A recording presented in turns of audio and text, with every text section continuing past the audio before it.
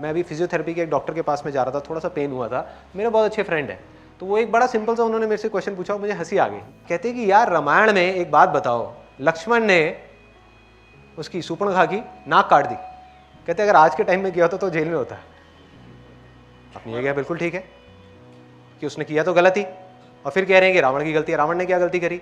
सीता को हाथ तक नहीं लगाया, तो रावण कहाँ गलत है? गलत तो ये है कि भाई हाथ नहीं उठाना चाहिए था ना, बात कर लेते,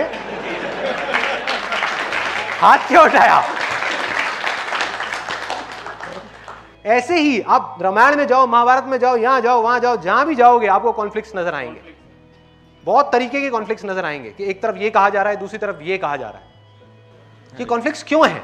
क्योंकि ये कहानियां हैं, ये कहानियां हैं, और इन कहानियों में हम मतलब ढूंढने की कोशिश कर रहे हैं, लेकिन हम मतलब ढूंढने की कोशिश कर रहे हैं उसको लिटरली देख करके। कहानी के फॉर्म में एक बहुत बड़े मैसेज को प्रिजर्व किया हुआ है।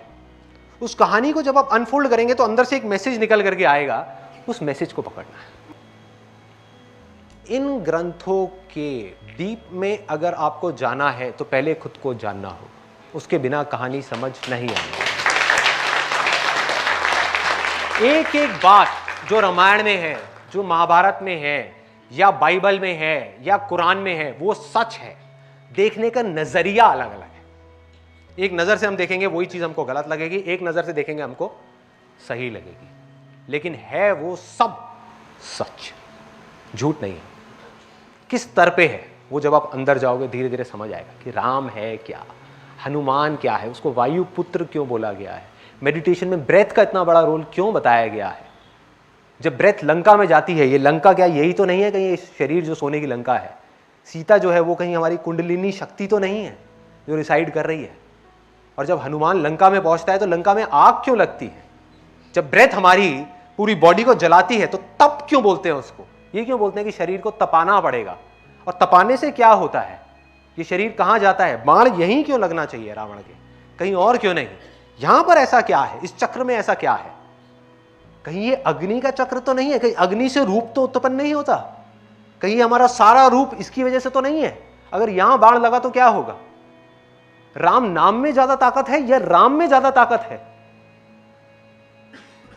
रामायण में अगर आप ध्यान से देखोगे एक बड़ा मजेदार इंसिडेंट है, उससे आपकी पूरी रामायण ढह जाएगी पानी की तरह। वो क्या है? लोगों ने भगवान बना दिया राम को, जबकि उस पूरी रामायण में भगवान कुछ और है।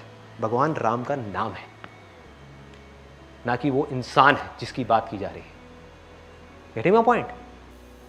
एक बार उसका एक छोटा सा किस्सा है, जब जा करके वो पत्थर फेंक रहे होते हैं राम राम लिख करके, उसमें राम भगवान खुद जा करके एक पत्थर को उठा करके फेंकते हैं समुद्र में, और वो डूब जाता है।